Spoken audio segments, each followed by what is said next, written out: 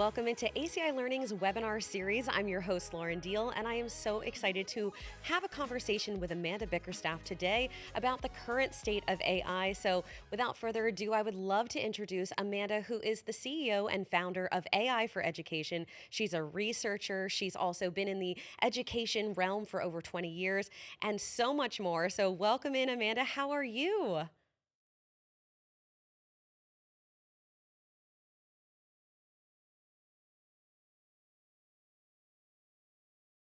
We're going to be jumping into a conversation with Amanda. We're just going to do a little bit of a sound check.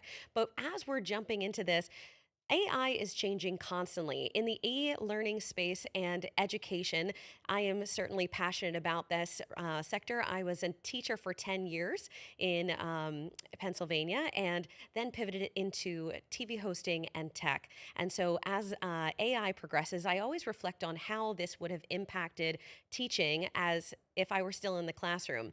And so having Amanda join us today as we talk about how AI is helping learners progress in the tech space, but also even making simple tasks easier on a daily basis. And as we jump into our conversation with Amanda, we'll be kind of diving deeper into the trends, things that are happening recently, things that we've seen across the industry in the last year, and then things we are kind of expecting for the future. So, Amanda, as we are starting our conversation, I'm curious to see what your thoughts are with AI in education in your realm. All right. Okay, that's okay. Yep, sounds good. All right, so Amanda is going to be joining us shortly, and I want to just encourage you to jump into the chat. We are live on YouTube. We are also live on LinkedIn. And if you have an opportunity to share this link with others, we just want to spread awareness about AI and how this can impact you and maybe someone you know. So you can be asking Amanda and I questions. We'll take the last 20 minutes of the webinar to have this be a Q&A session where we can engage with you, and we'll jump into a deeper discussion about AI. But while I have you, I'm thinking about AI and ethics. Ooh, we've got Amanda back. So we'll pivot my conversation and bring in Amanda now to join us. How you doing, Amanda? I'm good. I'm so sorry. It's love we're going to be talking about AI, and of course, then the technology doesn't work. That's So love okay. that. It happens all the time, but very excited to be here with you. And thank you to everyone for being patient as we manage, of course, all of our lovely technical issues that Oh, often happen. that's okay. You know, the nice thing about tech is that we are not even in the same location, but we can have a beautiful conversation. So even if there was a delay, it was worth the wait. So, Amanda, tell us a little bit about your experience with AI and also your background in education. That'd be great. So yeah, I like many people are just fascinated with everything that has happened over the last year. It's hard to believe it's only been just under a year since ChatGPT was released into the wild. And this is the fastest growing consumer technology ever. It took, 10 years for Facebook to hit 100 million users. It took 2 months for ChatGPT to hit the same number. And so it's been a really fascinating time as a lifelong learner and educator. So I started my teaching as a science teacher in the Bronx. I was a high school biology teacher, and then moved into essentially starting to build and ed tech tools. And my last role, I was in Australia. I'm not Australian, but I did manage to get there right before the pandemic. Really doing work around kind of survey and data analytics. And when I got back to the US, I was thinking about what to do next. And the first time I ever used ChatGPT, I actually asked it to create a rubric. So if you can go back to your days of being a student, or if you're a student right now, you'll probably remember that chart that told you, like, how you're going to be scored. And they're notoriously difficult to write and to format. So of course I went to immediately, that was my first ever prompt. Can you build me a rubric? And when it built, like, ChatGPT built me a rubric in 10 seconds and formatted as a table without me asking, I started AI for education.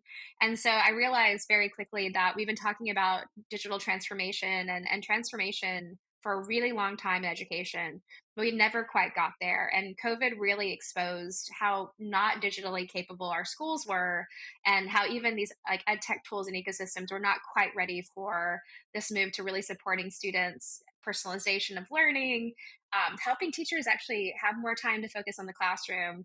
So I thought that this is really that first opportunity to do that. And then also that this is going to be very hard to adopt. And when we talk about this today, Laura and I had a great chat beforehand, is that in every room I'm in, whether it's 10 people, 100 people, or 1,000, there is a spectrum of like used it to never used it, to love it to hate it, to get on the bus and get run over, or like it's just time to wait and see.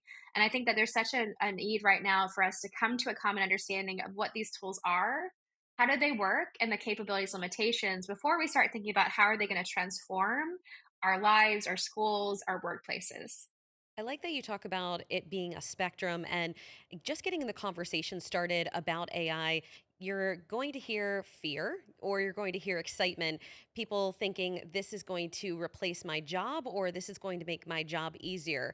And when we think about it in the e learning or even in a classroom space, you talk about how making your job easier as a teacher, making rubrics, being able to use your time a little bit more efficiently.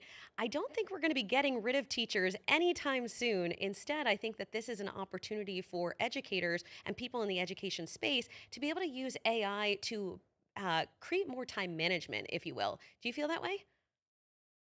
Absolutely. And I think the conversation is more augmentation versus replacement. But we've been talking about replacing teachers for over 20 years. So first it was the internet, and then it was laptops, and it was the MOOCs. They're all going to replace teachers. So we've had that specter and that rhetoric for a really long time. But realistically, what we're going to see, at least in the near term, is this augmentation. So like how are people partnering with technology, like generative AI technology, to find productivity gains, to create new amazing opportunities for learning, or even you can create your website, a chatbot, a game so much easier than ever before, because right now the computer science language is code is English. Like it's no longer do you need to have deep understanding of computational thinking and different languages, but you can now say to a chatbot, hey, like build me this thing. And it does require some prompt knowledge and how to approach it, but it is this democratizing action if done right. And I think that we will see, there is an axiom of this, that AI won't replace you, but people that use AI will. And so I think that this is not necessarily the case forever, but in the near term, I think that's actually very accurate. Is that we're seeing, even in the conversation we'll have in a bit about the state of AI report that Retool did, was that there's actually a prioritization now in some hiring circles of actually hiring people that can use AI capably. But in the far term, we will start to see jobs change and shift, and some of them disappear. And that is definitely the evolution of the workforce, is finding ways to work smarter, not harder. And so I would say if you're watching this and you're watching out of curiosity, but you haven't touched AI or experience with ChatGPT or one of its fellow opportunities like Bard or all of the other developments that have kind of spun off of it, I would say take this opportunity to learn the capabilities and prompting. I think that learning how to prompt and not assuming that this is just a replacement for Google is a powerful tool that we're going to be seeing a lot more in all industries. Now, Amanda, when we're talking about generative AI, there's an interesting percentage or fraction, if you will, of companies that are using generative AI. Talk to us about what that looks like. Yeah, and so I wanted to kind of situate what we're talking about in a couple of pieces. And so one is that in July, McKinsey put out a report around how the top like companies were thinking about AI usage. And so in July, about a third of all companies were using generative AI in some way, shape, or form, with 40% of respondents saying that they expected major, significant changes to their industry. And this was across industry. And if you listen to Jamie Dimon, if you're a JP Morgan fan, he wrote something recently that said they're expecting a 3.5 day work week. Sounds pretty great. I don't know. I feel like potentially JP Morgan might try to find more things for people to do in those 5 days. But there is this idea that there's going to be these significant changes that are going to find productivity gains. So you're going to see the automation of tasks, or they, around 60%, the respondents said. And that shifts between the types of uh, activities that you're doing in a job. But what's really interesting is that now it's probably closer to like just over a half or a little bit more of companies, whether these are small startups to big corporations, that are starting to integrate and think about generative AI in meaningful ways. But a year later, and considering the hype cycle, I think we probably would assume it would be much higher. But realistically, like we're all at this early stage together, and a lot of people really don't know what's going to happen next. Um, we talk a lot about AI ethics and equity at AI for Education, and this is something that Lauren, you and I have definitely bonded over. And so, even in this report, the types of jobs that are at risk of being replaced, or the types of skills that are risk of being downgraded or degraded completely, tend to be in white collar knowledge worker type of spaces and or social like good service places. And so what we see though is that what's really interesting is that there's been quite a few studies that have shown that 70 to 80% of those jobs that are at risk are held right now by women and people of color. And so I think this is something that we should think about in terms of equity and access is that the those at most at risk of the Gen AI boom and the implementation and adoption across industry are going to be women and people of color, so traditionally marginalized communities. So I think that this is something for us to think about when we think about the intentionality of how we're building and how we're creating spaces in which we're not actually leaving people behind that have traditionally, unfortunately, been left behind. Well, it's an interesting conversation for sure to see that staggering percentage. But I also am optimistic that this will be maybe the push for innovation for maybe those specific diversity categories that might not have been so inclined to step into the AI realm. I'm hoping that this can raise awareness and maybe get the conversation going as to creating an opportunity for growth and development and finding those e-learning opportunities about how can I use AI in what I'm currently doing, or how can I use AI to move my career forward. One of the other things about generative AI is there's a little bit of confusion as to what that term means. So before we even move forward, for those of you who are watching who might not exactly understand what generative AI means, can we just take a pause, Amanda, and just explain what that term means on a big scale? Absolutely. Okay, so 84% of us use AI every day. That's artificial intelligence, which is the field in which it's been around since the 50s. The first chatbot was Eliza back in the 60s, actually. She was not very good. And most chatbots weren't very good until November of last year. But if you go to your phone right now, and I have an iPhone, and if it recognizes my face, that's a form of AI that's been traditionally what we've used, where it's creating essentially a set of numbers that can tell and actually grow with me. So if I should cut my hair, or maybe I get a little bit older. Not that that would ever happen.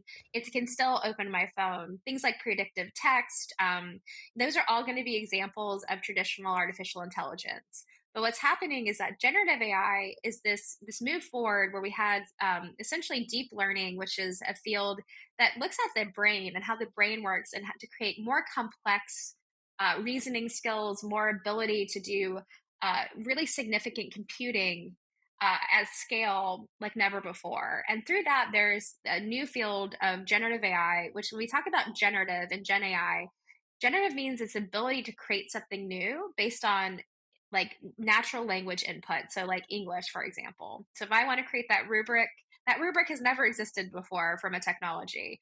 And so, instead of having to go through and do all this coding, what I can do is say, can you please give me a rubric with five, all the things that I need?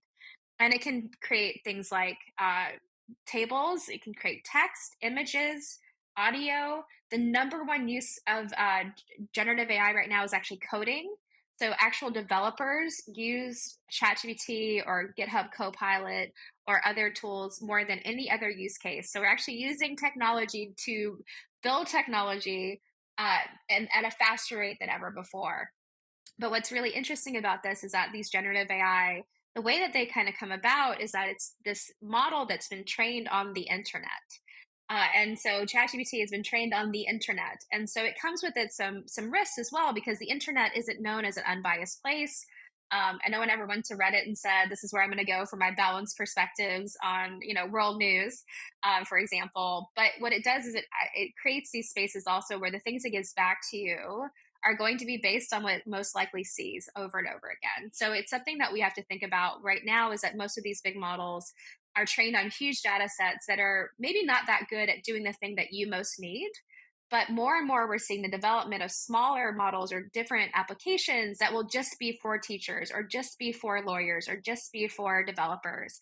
And what we're going to see over the next, like, probably 8 to 16 months is more and more of those coming out, and the ability to have these really targeted tools that allow you to create things like never before. And even like if you want to book a trip, it's not like here's the 5 steps. You give it to an agent that does everything. It uses your criteria and you put it in, and then you have a full trip itinerary fully booked in your inbox a couple minutes later.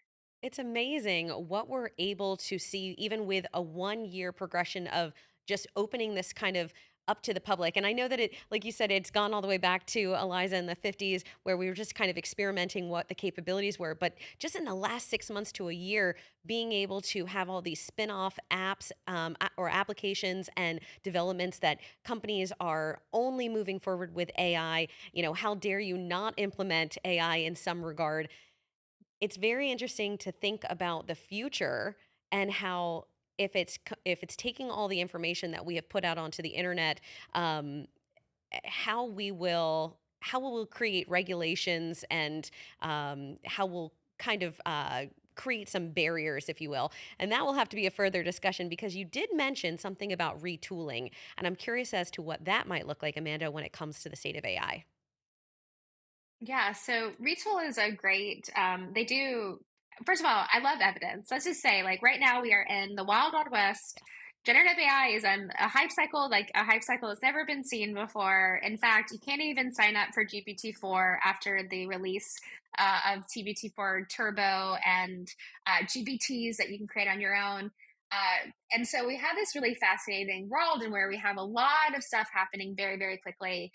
So it's good to take a step back and actually look at evidence. And so one of the things I really want to talk about is that this is off the presses. This is yesterday. This was released to the world. So Retool, a large organization focused. So they have a tool. They have tooling for developers, but also really pulled together a really nice snapshot of almost 1,600 people across industry. So educators to C-suites to developers to creative professionals to see what was really happening. And so what I thought was really interesting, and I wanted to kind of pick up on this, is that we are in this weird space where like there is some, like we talked about the spectrum, but there are people hiding their use of AI. So for example, in this group, there were 15% of respondents that were secretly using AI, even though their companies had a provision for it not to be used.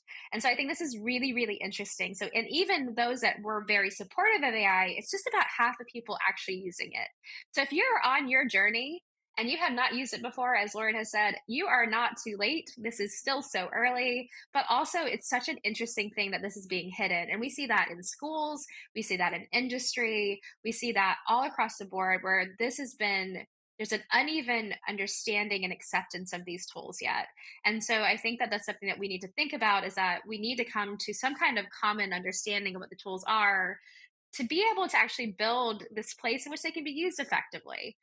Because like this is really crazy. Like everyone's like, oh, it's super overhyped, but at the same time, no one's really over investing. Like we're all at this early journey. We have a whole bunch of companies that are not sure of how to get started. Over like less than half even have a plan. And then there's all of these like there's such a lack of like distinct policies. And so what we have is this really, really complex way of accepting, understanding, deploying, adopting these tools, which again, we are in this transformational time. This is an inflection point. It's the only one that I am cognizant of in my lifetime that we can see the change happening and we know it is. And I think that this is something that if you're on LinkedIn, you just think, oh my goodness, everyone is a prompt engineer. Every company has a great application. Every school has a policy.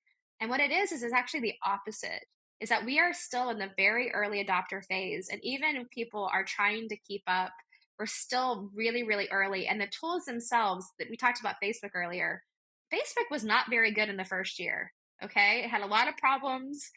So is generative AI. There are a lot of problems. It doesn't even work that well all the time. It's like having a phone that accidentally calls the wrong person 20% of the time.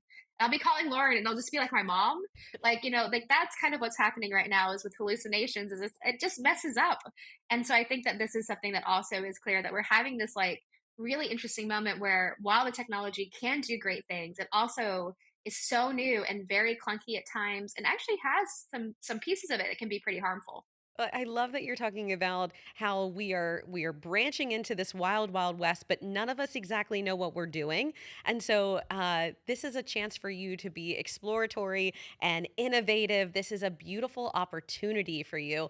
And the last line that you said about data policy strictness, a lot of companies are saying, "Well, don't use it." Or remember that time when we were in elementary school and they said you'll never have access to a calculator all the time, and now we have one in our hands that also has multiple uses.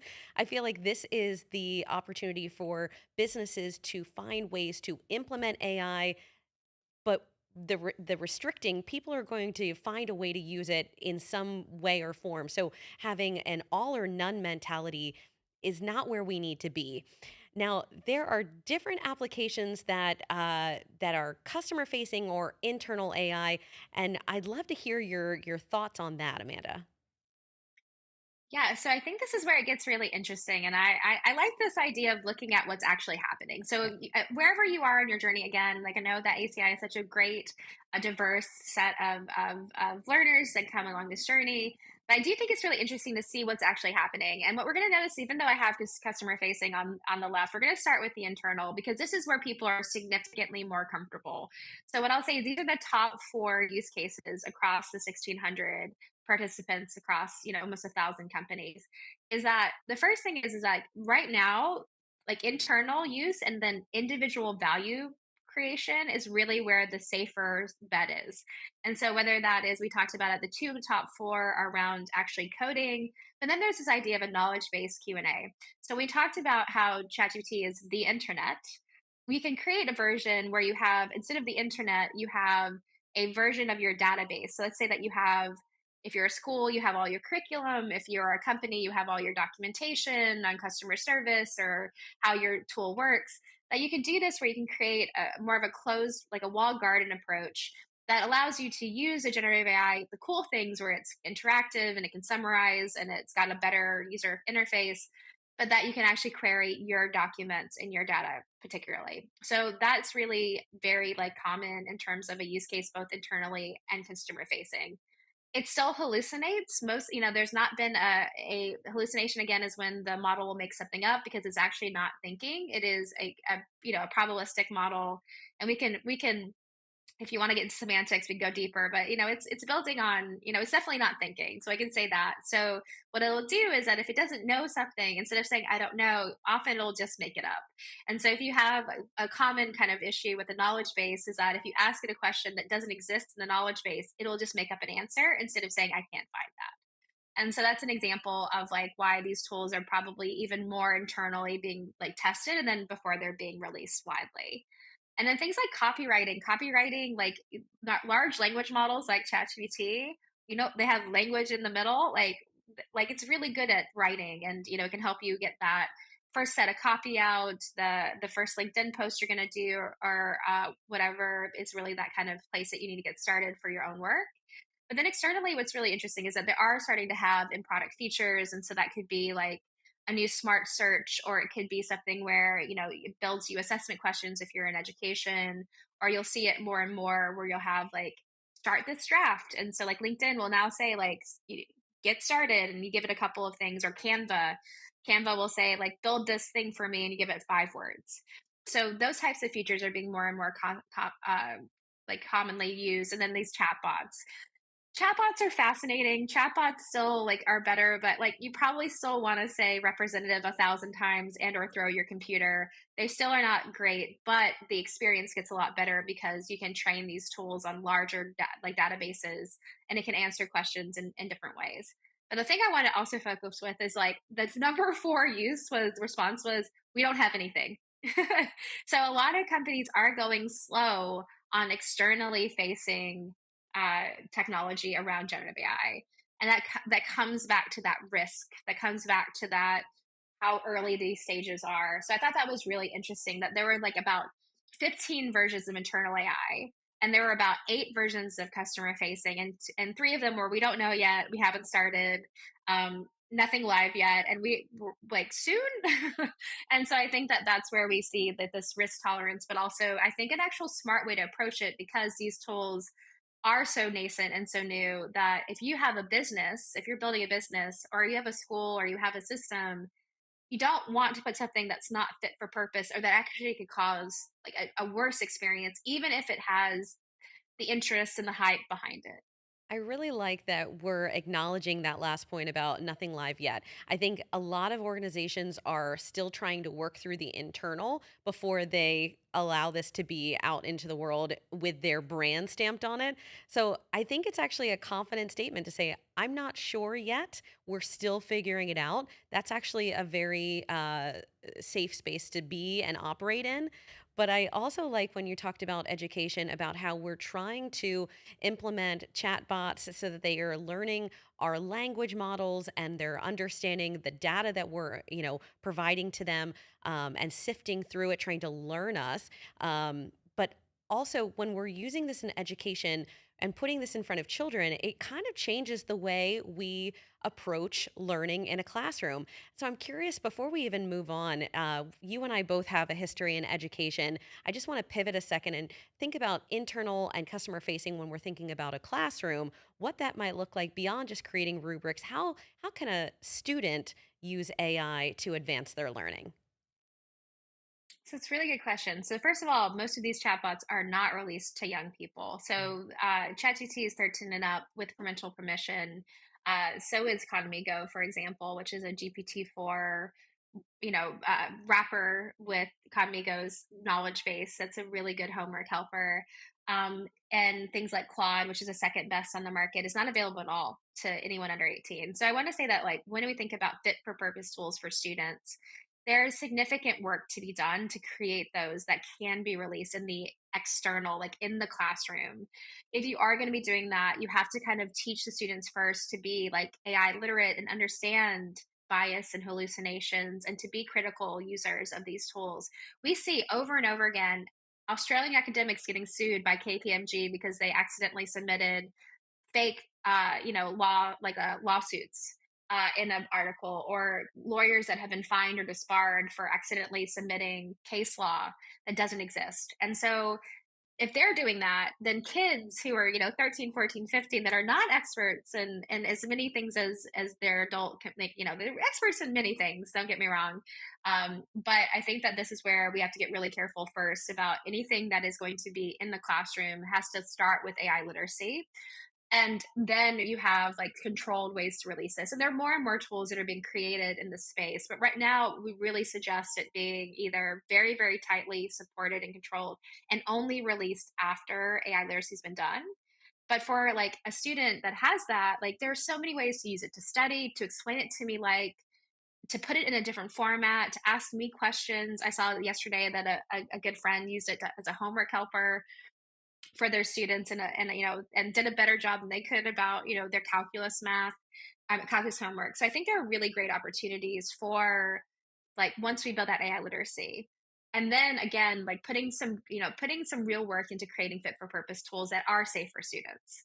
On the other end, they're the most important thing you could do right now, besides that AI literacy, no matter what you do, whether you're an educator or not, is that AI literacy piece, but then finding that value for yourself. And so if are thinking about, you're a student now, you are, in your job hunt, you're in the job, like thinking about how you find value for yourself. Because as soon as you find value for yourself, whether you're a teacher and it's lesson planning, or you're doing your interview questions and you need interview prep and no one's available to do that with you, these are opportunities to find real value. And as soon as you find value for yourself, not only do you make it a little bit easier, but you're also going to start to understand how to help others, how to implement this, and understand like where you can create space for yourself. And I think that that's where I get so excited, is that for something like this, you have to be really careful. But if it's you and you're open to understanding, you understand the capabilities and limitations, it's kind of limitless what you can try to do. And if it's something that, like, we see that's over and again, that if you do something you're not good at with ChatGPT, it can collapse the skill gap. So if you're really bad at starting something, it could take it down to where you now start things like an expert does. Like, you can do that. And if you do that in targeted ways, you're going to see that ability to do a lot more with less time and less effort. I love this. I'm so glad that we're having the conversation of like, we will introduce this in education, but once we have a better handle on how to use it, I do like that there are age limitations because we don't want to give children free access when we as adults don't completely have a good rein on how to use each of these tools. But there are so many tools available that will help us to support our students' learning, and as educators become more efficient and hopefully open up new innovative techniques to make learning come to life. Now, there are some concerns with AI in across all industries, and I'm curious, what are the main concerns when we're thinking about current trends, Amanda? So I there's this idea of dichotomies of techno optimism or techno pessimism or AI doomerism or AI acceleration. We fit somewhere in the middle where like we consider ourselves to be like either we're responsibly optimistic or we are just techno realists. And that means that we do need to see the balance. We need to see the good and the bad. So I just told you like you can collapse that skill gap. How amazing will that be? But we also talked about the lawyers and the people that are amazingly erudite people getting in trouble all the time because these tools are really good at fooling you. They are designed to convince you that their output is correct. And that thing people don't realize is that, like, for example, there are these system level prompts that live in the background of like a chat GPT, for example. And it's written in natural language, but it'll say, don't say I don't know unless you have to. And so what it does is it'll keep answering, even if it doesn't. It gets again probabilities. It doesn't know it. So for example, it might be amazing at giving you, um, a great output like a meal plan, or it could be great at a business plan, like starting like a narrative, a LinkedIn post, but it cannot do word count. It's very bad at math. It will make up URLs when it's not connected to the internet. These things, right? And they will look correct though. You can convince a chatbot because it doesn't do math that 2 plus 2 equals 5. And in fact, we have like a game that we do, which is like the hallucination game, where someone spent 45 minutes convincing a chatbot to give him 12 plus 9 equals 24. And he got there. He's like, the prompt was build me an escape room where that's a clue. And so, like, because these tools are not actually thinking, right? They are still large algorithms that are computing.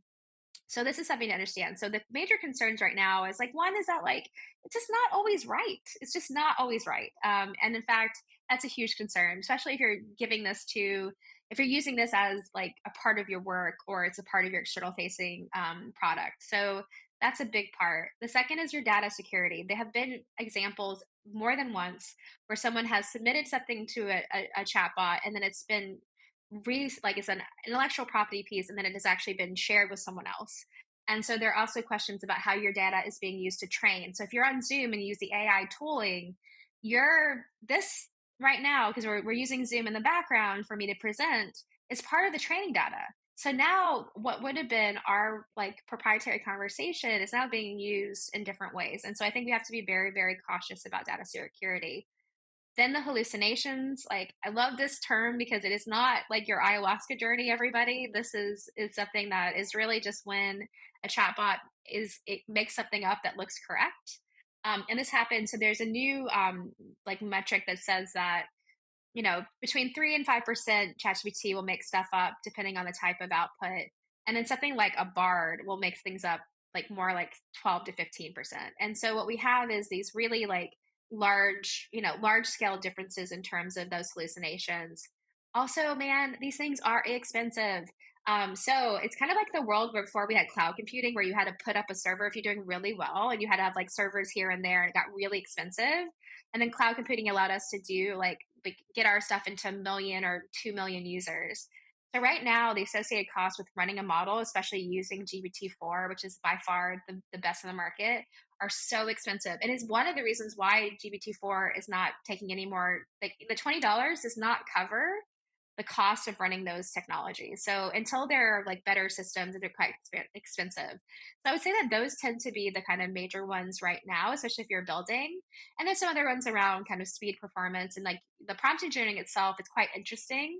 These models are black box models. So if you go to like Anthropic, their CEO Dario, who Claude is considered to be that second best on the market, and you ask him how his model works, and like there are times he says, "I don't know." So and because these models, like, we don't know why, for example, Claude can adjust like 100 page PDF. But if you ask it questions, it's really good at the beginning and end, but it misses the middle completely. There's no real knowledge of how to do that better. And so you can kind of get through it like prompt engineering, but the people that built it don't know why. And another one that's really interesting, I think you'll like this, Lauren, is that they found that if you give an emotional plea, like "this is important for my job," or "you better do this well," like a finger wag, the models actually do better. Oh. So if you say that, like, the outputs actually improve because they respond to an emotional plea. I find this interesting just having like whenever I've used ChatGPT, I'll say, "Good morning. Hope you're having a great day." Even though it's a machine, I just feel like it responds with better responses when I'm polite. I don't know why, but if I just get right to the point, I don't feel like I get as in depth of an answer. Maybe that's just me.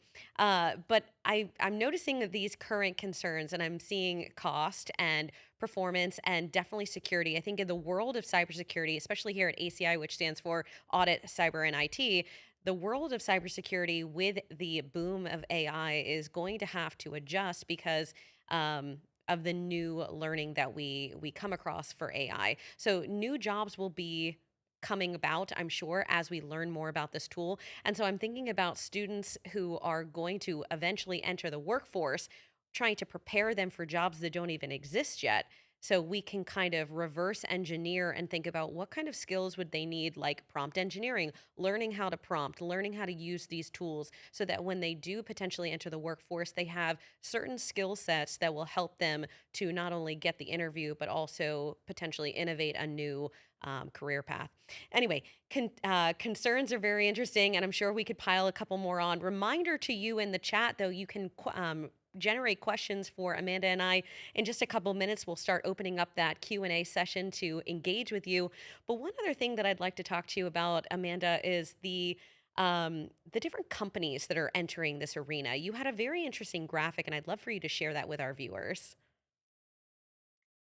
So we talk about models. I've used a couple of terms like large language model or foundational model. So foundational models are these huge models. So we talked about the internet, like these are huge, huge, huge models that have taken in a very enormous amount of data to be able to design something like ChatGPT, or if you've ever used Stable Diffusion, or you're using Bard, which is Palm, to what you're going to see is that these are actually really interesting because a couple of these are open source. So if you're really into the differences, the top two, this is a transparency index that was done by Stanford a couple weeks ago about how willing these foundational models are to share about their tools. But these are two open source tools, and then GPT-4 is going to be the first non-open source tool that's on this. But what we're going to see is that these big models that we're building off of. And in fact, if you most companies will use not just one model but many. And so we talked about security. Like there's some lots of things happening where you're potentially using 2 to 3 to 7 models to support the work that seems very simple in terms of, I enter something and then it gives me back a recipe. Like that could go into like 7 different places, and so that data could go with that. And so it's something to consider.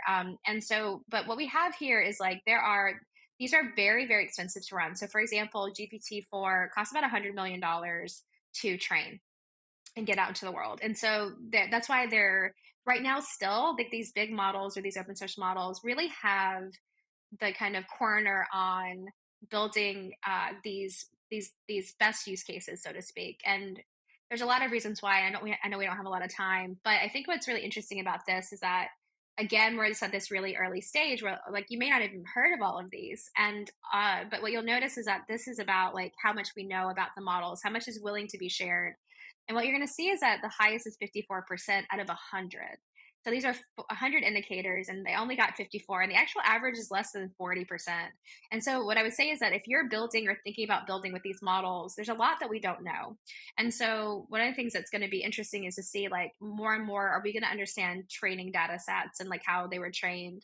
Are we going to understand uses, or even how many tools are being created from these tools? And so, I think that at this stage it's going to be really interesting to see where we kind of go as I think that probably for the next couple of years, while things are very expensive. We're probably not going to see a lot of new entrants into the market that kind of take on ChatGPT.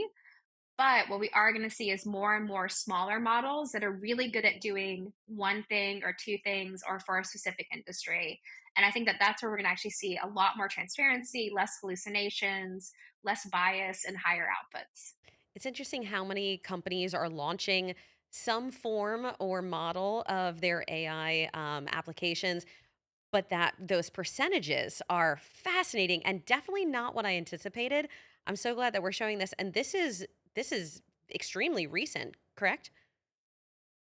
3 weeks, yeah. I met with one of their researchers, and the best part about this was really interesting. So not one of the 10 was willing to talk about their training data set. Not one of them was willing to talk about their usage, like who used it, how, or like who was building, which is really interesting. But they gave each of these companies an opportunity to respond and were willing to change these pieces. And so the hope of Stanford, who put this out, is that there's been a really interesting, like, I don't want to get too like kind of like wonky on here, but like there's been an interesting kind of division between open source and closed source. So like if you're OpenAI and Microsoft, you say no way, it's closed source. But if you're like Meta now, like you're say open source, and like these tools are being used more and more. So there's a lot of argument for that. But what we're going to see though is that like something like this hopefully gets it into where we create these spaces in which we can have better conversations about how these tools work. Because right now, it's almost like when social media became a big part of our lives, technical documentation of these tools started to go way down. And so things were released and without fanfare that had really deep impacts on the mental health and well-being and usage of people.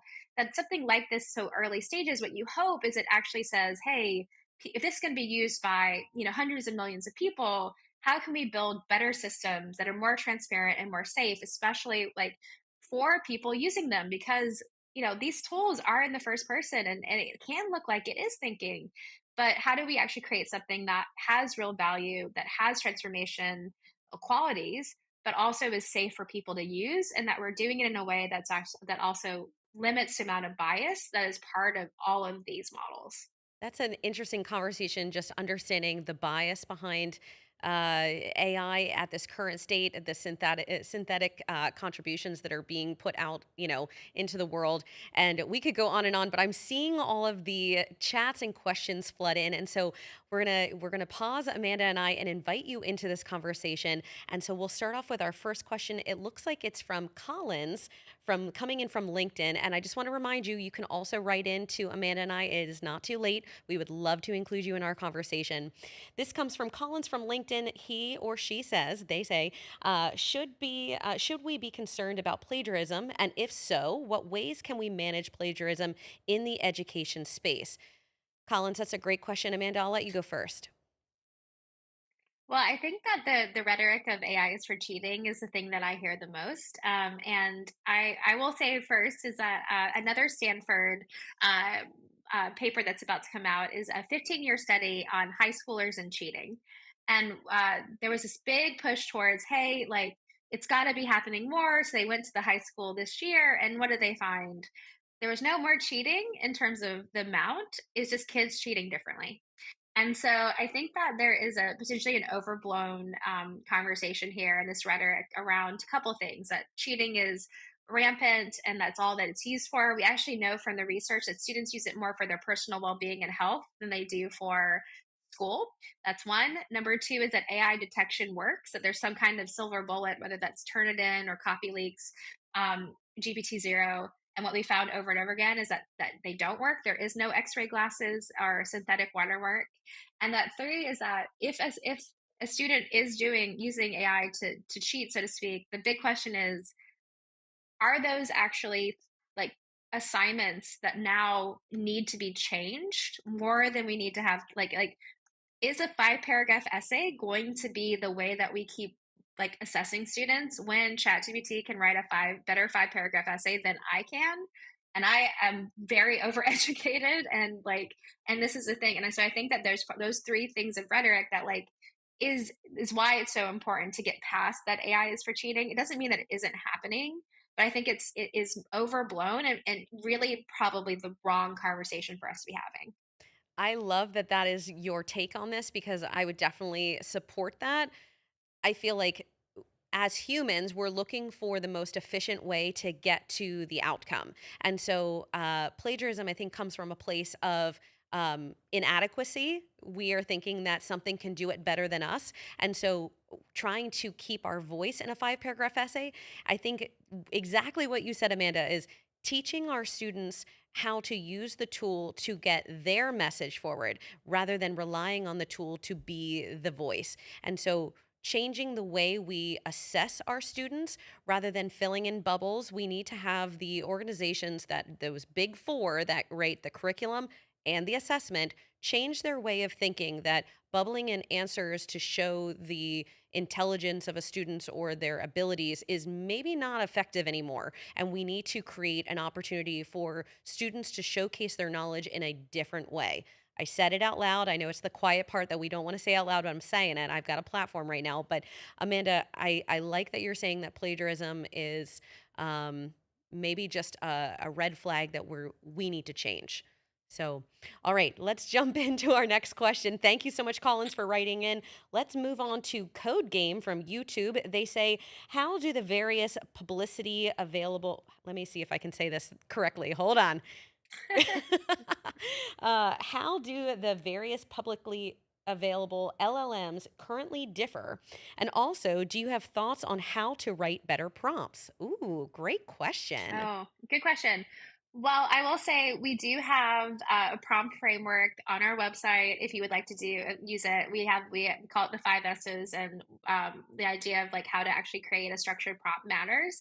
So while it isn't like the same as writing like code, there is a reason and a methodology to getting more out of a prompt. And so what I would say is the things that you need to think about is like making sure you set the scene that you're telling the bot what you want it to be. So if you are, you're a YouTuber and you're like, you're wanting to think about your next YouTube video, what's going to be the highest impact, you would actually say, help me create a plan. You're an expert YouTuber, marketer, and content marketer.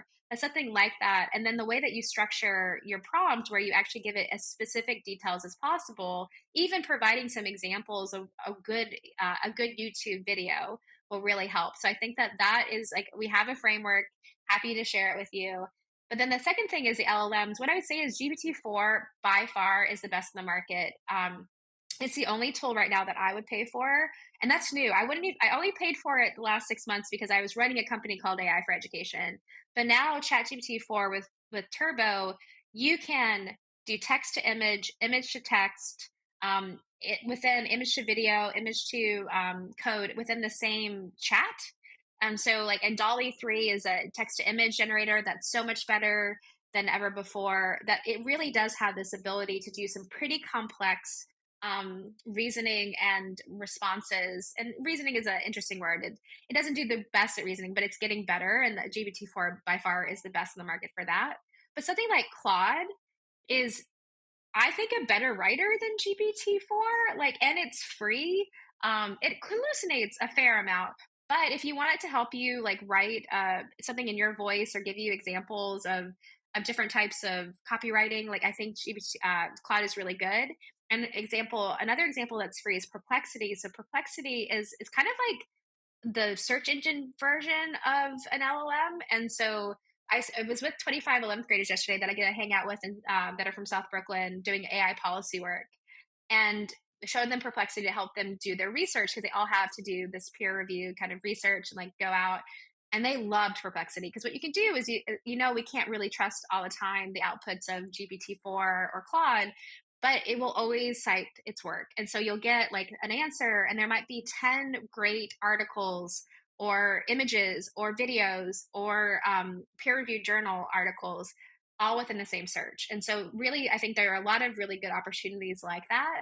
I would say, like Bard hallucinates quite a bit. Bing is great because it's free and it uses GPT-4. That's the one in Bing Chat that's been renamed, I think, to Copilot today. They're just a bit more clunky. So I tend to say, like, the three that I say is like GPT-4 or even 3.5, 3.5 are my top two. Then Cloud for writing and Perplexity for research. I love this. I'm not even going to tag on because I feel like you said everything I could ever want to say, so and more. So, Amanda, great answer. Thank you, Code Game, for writing in. The next question is from Rob Clark, who's a dear friend of ours here at ACI. If you would like to see Rob Clark in studio with me for as we talk about audit, make sure you jump into our library. But Rob, thank you for writing in. He says, "How can we address the challenge of evaluating students' reports and essays to determine originality while protecting?" PII of the students? That's a great question.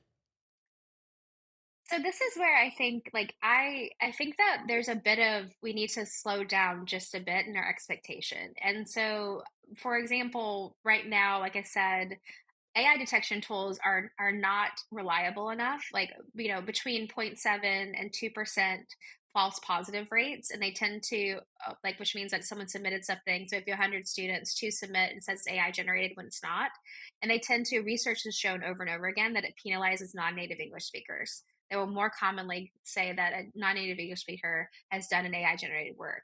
But then it misses between 15 and 20% of false negatives, which means the kids that are doing it well, you'll never catch. And in fact, there's a bot for that, guys. There's a bot for rewriting. So I think that while we don't want to go overwhelmingly towards this idea of like AI detection, what we do want to do instead is like establishing a base of knowledge about our students, how they write, how they think about the world, and then creating guidelines and spaces for AI resistant, meaning like these are the times in which it requires a student to work with other students, to use their own experience, to take two disparate pieces of content and then put them together, because a chatbot's not going to be very good at that, and do things that are more kind of 21st century skill building that will be more resistant to AI use. And then other times where if it is a 5 paragraph essay, let's tease that apart. So we need to think about thesis statements and arguments and evidence and structure. Are there places in which I can use AI to support those different opportunities? And I think if we can do that to start, and then as we move into more fit for purpose tools, to your point, Rob, about students' PII, what we're hopefully going to see is like actual tools that are much, much better at being reliable, that are going to be better grading supports and or better pedagogical supports that are going to take into account privacy as the number one piece. And so I think that we're not quite there, but so many people are working on this because it's a very known issue. And so I think it's just at this stage we have to like wait just a bit and then think about more of like, I won't call it analog, we're still using technology, but we're kind of more like doing it on our own to start, and then hoping and pushing for better tools over the next year. I'm so glad that we're having the conversation about just protecting students. That is something that is at the forefront of our minds. I think the PII, one of the topics that popped into a chat earlier was using AI to help students kind of with their IEPs. And we want to make sure that we're protecting the student data while we're also supporting the way the student learns. And I like that you said, Amanda, that we are at the forefront. We're still learning how to do this in a safe way, but the more we do it, the more we'll create security kind of guidelines moving forward. You can only learn as you go, through experience. One more shout out to Rob Clark, though. I just wanted to say that he will be joining Dr. Hernan Murdoch on a webinar on December 6th at 2 p.m. called Auditing 2023 Beyond the Numbers. So mark your calendars. You're not going to want to miss that, especially Rob Clark being a celebrity guest in our chat today. We thank you for joining us. All right, our next question is from Doug, who came to us on YouTube. They say, how can ChatGPT be used to better persons with disabilities? That is a great question, Doug. Oh, so another shout out to something we did last night, actually. So we do a webinar series as well. So last night's webinar was on AI supporting students with disabilities. So I had a practitioner, a teacher, I had a learning leader, and we had a builder, the CEO of IEP, and me. And what was so great is that we're so many good applications. And so we talked about data and IEPs. One of the learning leader actually showed how she used GPT-4 with Code Interpreter to put in her students' working memory. So that's a big part of like when you're in a classroom of like diverse learners in a very specific way. That she used that, she put it in. It was redacted data, so there was no identifying data other than S1 for student one, and then the list down. And she had actually ChatGPT create a plot for her of her students' working memory, And then from there, it gave her suggestions specific to the top 5% of students and top bottom 5% of students, just as a start. And she's able to do that with one prompt. And I think that this is where it gets really interesting. And then our teacher used it to create, she actually created a couple of prompts for our prompt library to help her with accommodations for students that had autism and dyslexia and vision impairment, and then behavior modifications as well. And so I think there's these, and like, and I love the work for Bridget from IEP and me as well. It's a great tool that's being used and created specifically for, special education teachers and students. But I loved the kind of grassroots. This is how the practitioners are using it because there are so many ways. Like we put so much time and like into as special education teachers around IEPs and plans and modifications and accommodations and data gathering that I actually think that being a special education teacher is the hardest type of teaching there is. And there are so many great opportunities to collapse that time it takes to build those modifications, its accommodations, even without it being student facing yet. That where teacher could take that time down where they have so much more ability to do the things that they know are going to matter. And I think that this is one of the places that I'm most excited about. And we have a new partnership with ELA, which is we're going to be doing that soon of a whole series just around AI and special education. I just want to thank you and to all of our special educators out there for all of the love that you pour into your students, trying to make their learning opportunities the best that they can be, and taking where they are and moving them forward. Our We are running out of time. I would like to get to as many questions as possible. If we run out of time, though, keep your questions coming, and we'll try to get to them right after the webinar is over, just through chat. The next one comes to us. It is Pete Mitchell from Zoom. They say, how does AI contribute to the accessibility of education for diverse learners? Oh, I mean, this is another one. This is really great. I know, like, one I hear all the times is students that are dyslexic or even adults that are dyslexic. If I use ChatGPT on my phone, I can just talk to it.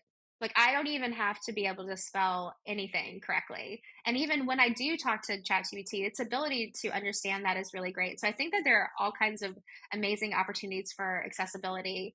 If we go out of the kind of I think still right now there is an equity issue around access, especially if the best tool is actually paid.